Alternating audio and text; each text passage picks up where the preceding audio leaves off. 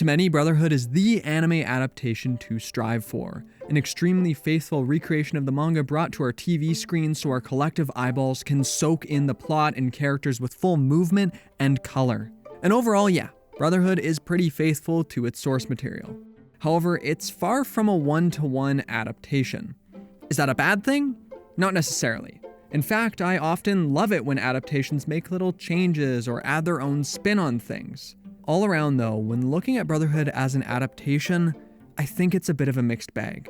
It's an adaptation that deviates from the source material in some disappointing ways, does a good job at other points, and sometimes even elevates the source material to new heights.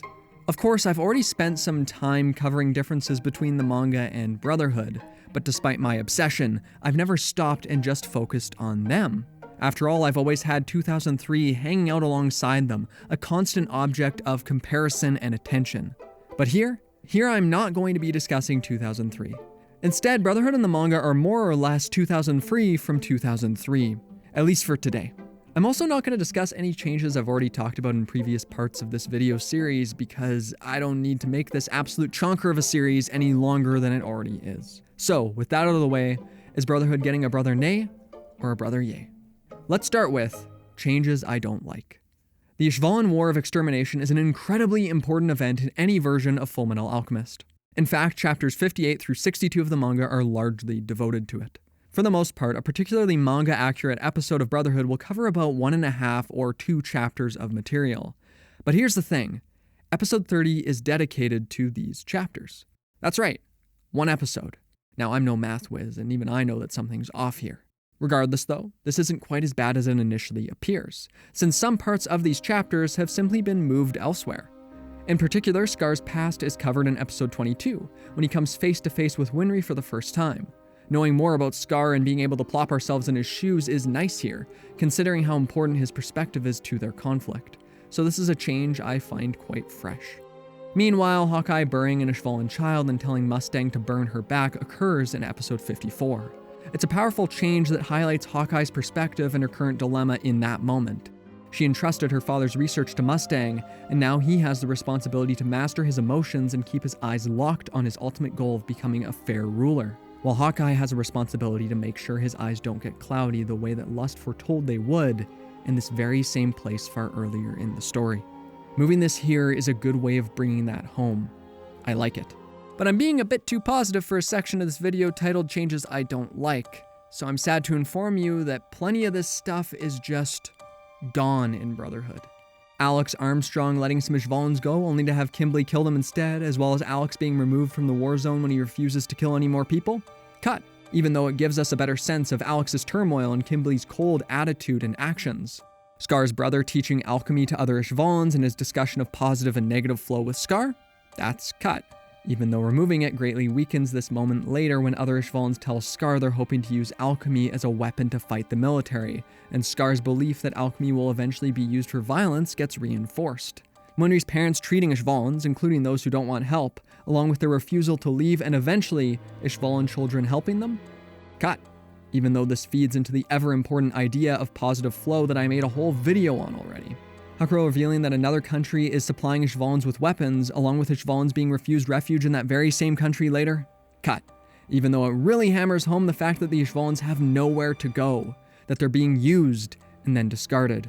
Then there's Ishvalan soldiers being removed from the Amestrian military, Hawkeye shooting an Ishvalan to save Hughes and Mustang, Boss Grand killing a military officer who attempts to refuse the Ishvalan's surrender, Kimberly being sent to kill the Rockbells, Mustang murdering an Ishvalan whose last words are, "I will never forgive you," and finally, Mustang's squad thanking him for protecting them, for never abandoning them on the battlefield. All of that is cut too. Even though it gives the conflict so much more depth, dives deeper into major characters' mental states, shows us more about the military's corruption and how cruel this so-called war really was, and gives us a better sense of who these people who will later help Mustang are, and why they would help him in his quest to overthrow Bradley. But that's not all.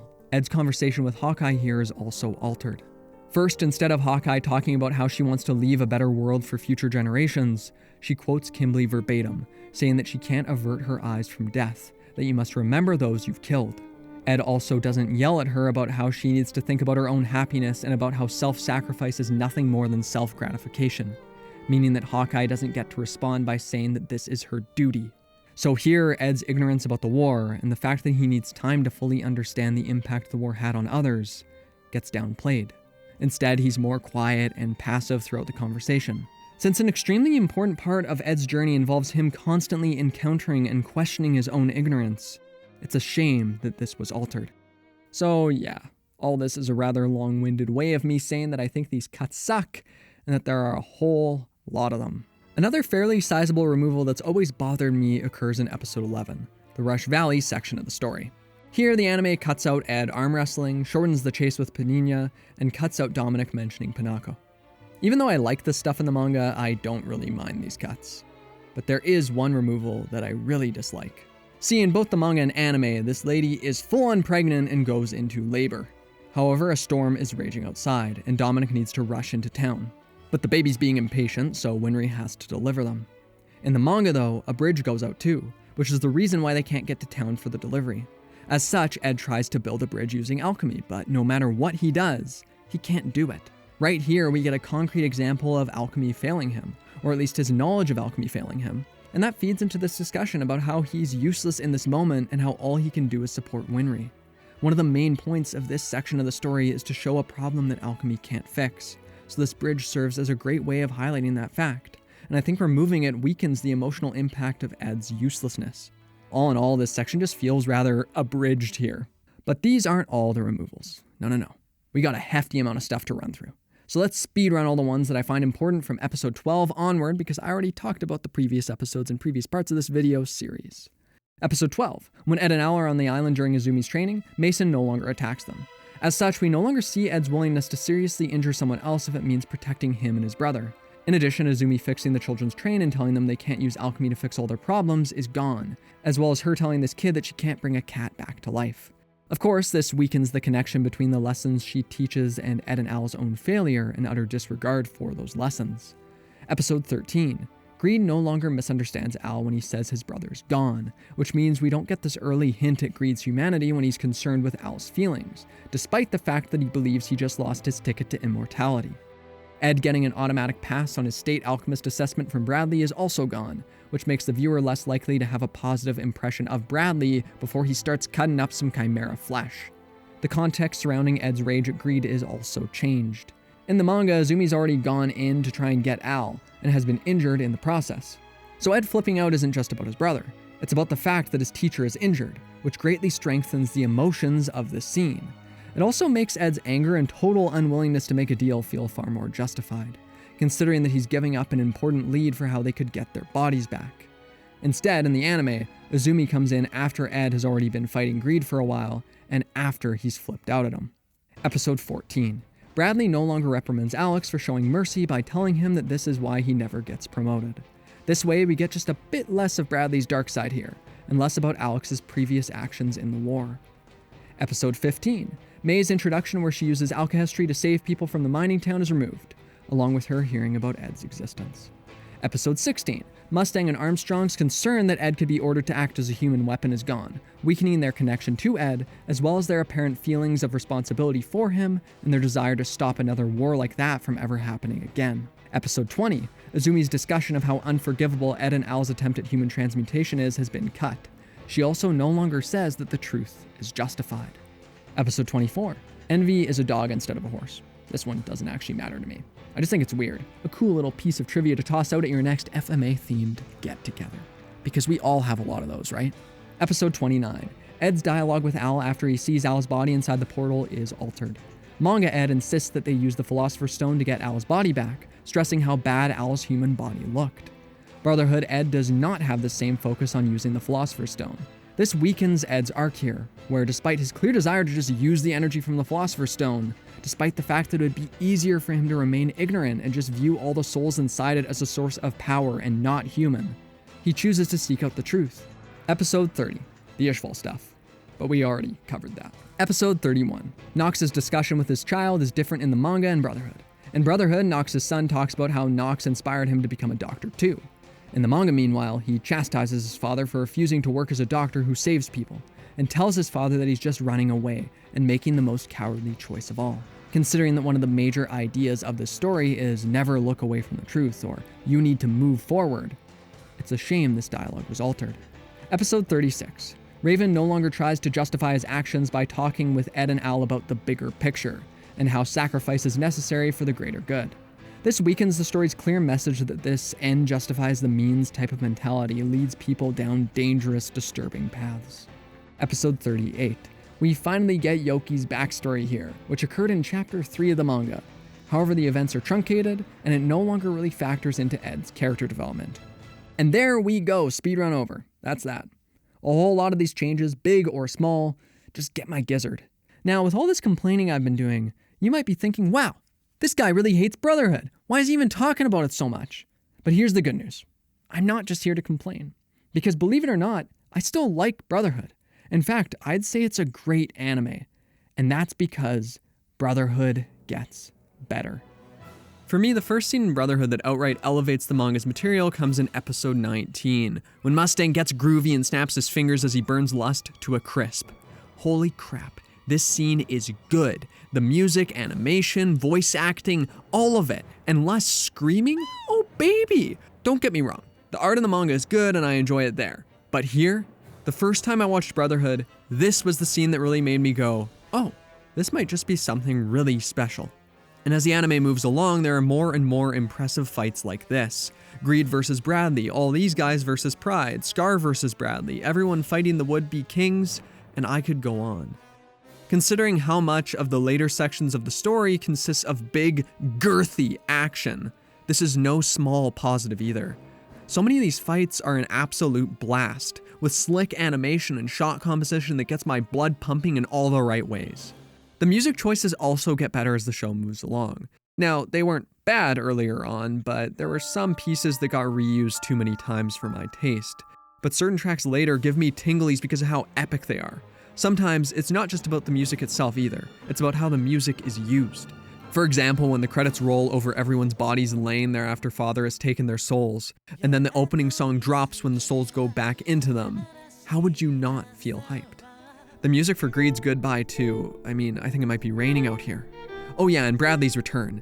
In the anime, everyone's cheering. There's palpable excitement now that they've taken over this building. The triumphant music soars in. All of it sells this as such a moment of absolute triumph, and then... Greetings, I'm back. The way Bradley's voice stops the music in its tracks is so good.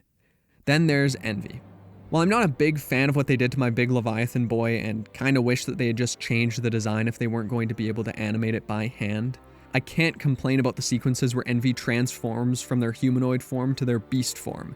It is phenomenal, one of those sequences of animation I watch that just makes my jaw drop and impresses me more every time I see it.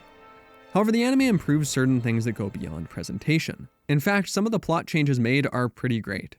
For example, in the manga, Mustang goes to Central and almost immediately opens up to Raven about how Bradley might be a homunculus with his wink wink nudge nudge kind of joke. Of course, Mustang can make a mistake, that's fine, but I was just surprised he'd trust Raven so quickly. So in Brotherhood, we see that Grumman told Mustang that Raven is this upstanding guy and that Mustang can probably trust him if he ever needs anything. So in one fell swoop, Brotherhood provides a justification that makes Mustang's actions a bit more believable to me, while also showing how people can be corrupted by their fears or selfish desires through Raven's change in character. Another added scene comes in episode 32, where Bradley talks with Ed and Al before they leave for Briggs. There isn't any discussion like this in the manga. First off, having him confront them here makes him seem much more aware of what's going on, and highlights the fact that Ed and Al are firmly under Father's thumb. Beyond that, seeing Bradley with his family both humanizes him more and makes him freakier. After all, based on how cruel he is, he shouldn't care for his wife, should he? And yet, as we see, there seems to be some genuine care for her there. After all, she's the one thing he got to choose for himself. Then, right at the end of the story, some changes are made that feel so natural, almost expected, that I was shocked to find that they weren't in the manga. In fact, I read the last chapter over and over again for this video, thinking I must have missed something. But no, Brotherhood just makes the ending better. First off, Brotherhood adds in the scene where Mustang gets quizzed on diplomatic matters, giving the real sense that his journey is not over yet. Perhaps his biggest job is still in the way. Mustang also talks a bit about making amends with the Ishvalan people, but most importantly, he has Havoc use the Philosopher's Stone first to heal his legs, which I'm shocked that this isn't in the manga. After seeing him use it on Havoc first, it feels like that's the only decision he would make. Anything else is just kind of weird to me. It's so rare that an adaptation adds in a character moment that feels more in character than the original material, but there you go, Brotherhood did it. Then there's the way they handle Winry going to see Ed and Al after they get back from their journey, the back and forth between them, the pauses. It pulls on my emotions in just the right ways. And don't even get me started on the picture board while the outro plays. But there's another scene I want to stop and focus on. Mustang versus Envy. Man, oh man, do I love how they did this scene. There's such a ferocity to the voice actors' performances in both English and Japanese. The animation and presentation perfectly articulates this sort of grief mixed with rage mixed with pure badassery. And that last part is super important to me, because when I'm watching the scene, every time I get pulled into the emotion and I'm just going, yeah, Mustang, you kill that little green maggot. And that way, my emotions kind of mimic Mustang's emotions, where despite understanding why other characters don't want him to kill Envy, why they need him to keep his composure and stay in control, there's this time where I don't give a crap. I just want the pure catharsis of seeing him burn Envy alive. None of this is to say the manga did a bad job of this part. Nah, it's fantastic too. But in the anime, they take fantastic and they pretty much make it perfection. Last but certainly not least though, I want to talk about Hohenheim. Time and time again, the anime changes things in a way that makes me prefer its portrayal of Hohenheim to the mangas. First, his encounter with Ed and Resembool. In the manga, he seems really out of it and detached, like maybe he took a few too many puffs before going to his wife's grave. This way, when he's reprimanding Ed for burning down the house, it feels off, like he doesn't understand how harmful his words are at all. After all, he jumps from that to talking to Ed like he didn't just say something ridiculously blunt about his trauma. I guess I can see this section as trying to communicate that Hohenheim has no clue how to talk to his son, but I still prefer the changes that Brotherhood makes here. That humor? Spliced out. Gone. And just like that, Hohenheim still seems detached and distant, but there's far more seriousness given to his character. Again, it's simple, but its impact on my understanding of his character and of his emotional turmoil increased significantly in Brotherhood right off the bat because of this change. Later on, a similar change is made when Hohenheim cries about Trisha in front of Ed. In the manga, Ed gets all awkward and goofy and just doesn't know how to deal with him. But in the anime, Ed gets quieter, and there isn't that same humorous tone. Personally, I by far prefer Hohenheim's grief being treated more seriously, and Ed getting quiet as he attempts to grapple with his father's complex emotions, instead of this sort of goofy awkwardness, even if I can understand why Ed might have felt awkward there too. On top of that, there's episode 27, which works as a recap episode and a dive into Hohenheim's psyche at the same time. Here, Hohenheim has a dream where he speaks to figures from his past and watches some of the souls inside his body dance around the fire. He laments humanity's mistakes, talks about how he's watched the same things happen time and time again, and he fights with Father about his own humanity. Overall, Hohenheim's survivor's guilt and sadness, along with his struggle to view himself as human after what the dwarf in the flask did to him, comes to the forefront. But then Trisha talks to him, tells him that humans can change, and there's something key to Hohenheim's character right here. Trisha is the person tying Hohenheim down to humanity. His love for her and her love for him made him realize that he couldn't remain passive about Father's plan, made him realize that he needed to fight back in some concrete way, even if he felt hopeless to do anything. Regardless of if she's gone, regardless of the fact that he couldn't be with her in her final moments, his memory of her encourages him to move forward. She anchored him to the world, and he could no longer avert his eyes from the truth.